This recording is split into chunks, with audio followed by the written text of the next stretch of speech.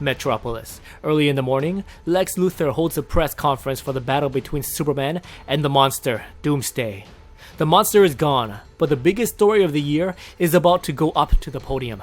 Superman died not too long ago, and yet he returned to battle the monster. But now, somehow, Clark Kent, a seemingly average man, is seen in the same vicinity as a Man of Steel himself. If Superman is Clark Kent, how can they stand side by side? Luthor calls Clark Kent to the stage before an ocean of reporters and civilians. Clark Kent tells his story while the civilians berate him for Superman's collateral damage. Clark says that he was working on a case to expose the secrets of the company Geneticron Corporation. The company caught wind of his meddling, and his life was in danger. Since Superman resembled Clark Kent, the Man of Steel offered to take the reporter's place. Kent went into seclusion far away. At this time, the crowd grows anxious. They don't believe his lies. A man aims to prove that Clark Kent is Superman, so he reveals a handgun and he pulls the trigger with Clark Kent in his crosshairs. The police took the gunman down, and Clark, along with Luthor and Perry White, escapes through the back entrance. Unbeknownst to Lex Luthor and Perry White, the last son of Krypton was watching the entire thing. Noon. Perry White has an agent strap Clark to a lie detector test. Common questions are answered, proving that Clark is telling the truth. Perry apologizes for the lie detector, but Clark knows that the order came from their new boss, Lex Luthor. Hours later, with the help of Jimmy Olsen, Clark Kent will resume his investigations into Geneticron. While at the corner of the street, Clark notices that this is the exact same spot that he was at during the Doomsday attack. The 4 arrested gunmen were caught by Luthor in the lobby of this building, and the damaged vault is still closed off to all reporters and the police. Jimmy brings up an image taken from the Daily Planet's rooftop camera. Batman was in town with Superman, but the case. This is the exact same case that houses the lie detector. It wasn't Luthor after all. Clark is filled with determination, so he marches into the Geneticron lobby demanding for a meeting with their CEO. A pseudoman approaches, warning Clark that if he continues harassing the company, then his team of lawyers will start suing the reporter and the Daily Planet.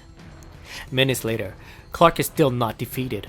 Jimmy offers a distraction while the reporter sneaks past security. It is not long before security discovers a trespasser. Clark takes one down, but now he is forced to run upwards towards the roof. Along the way, he takes down another security.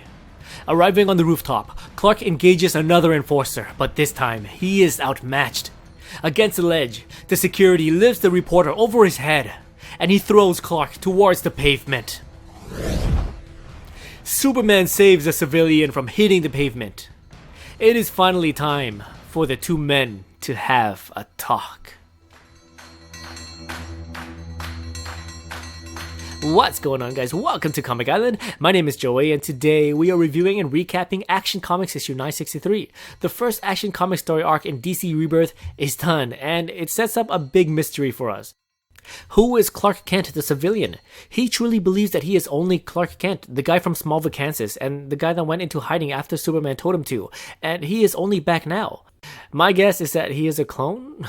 That seems to be the answer to everything in comics, so that's what I gravitated to. I honestly hope that he is not a clone or from a parallel dimension, but that doesn't leave many other guesses. He could have gone through what the Justice League 3000 went through. If you don't know, in the far future, test subjects were injected with the DNA and memory of the Justice League. The League members acted like a virus, and they eventually rewrote the DNA of their host into theirs. The League essentially killed their host in order to survive.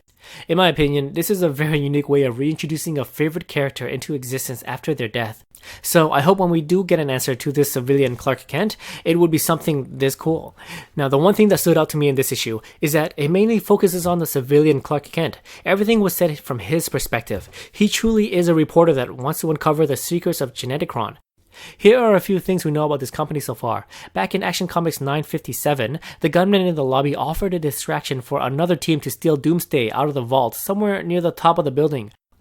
Mr. Oz is always an easy guy to point fingers at, but this time I don't think he's the guy leading the company. He could be the guy who orchestrated the escape of Doomsday, so he may take the monster to add to his strange collection. So that begs the question, who is behind Geneticron, and how did they obtain Doomsday? We know one origin of Doomsday according to Lois Lane, but this is the new universe and certain origins were changed. Is Doomsday still a weapon bred to live and die for centuries just to be harnessed into a weapon of pure destruction? He still has a hatred for Kryptonians, evidenced by his attack on John, but that's all we know so far. The final thing I want to point out is this image of Superman talking to Batman on the Daily Planet's rooftop. It turns out that Batman arranged for the lie detector test as a favor to Superman. That being said, it seems like Batman and Superman are getting a bit friendlier by the month. Superman is still not yet an official member of the Justice League, so it appears that he is only a close contact. From the cover art, the next issue promises the long-awaited conversation between the civilian and the Man of Steel. I'm actually quite hyped for it. Every issue seems to get us closer to an answer, and I'm loving it so far. So that's it. This issue was great, but there are so many other wonderful DC Rebirth titles. Which one are you following right now? Please let me know in the comments below. Thank you so much for watching, and as always, if you enjoyed this video, please like, subscribe, and I'll see you guys next time in another Comic Island video.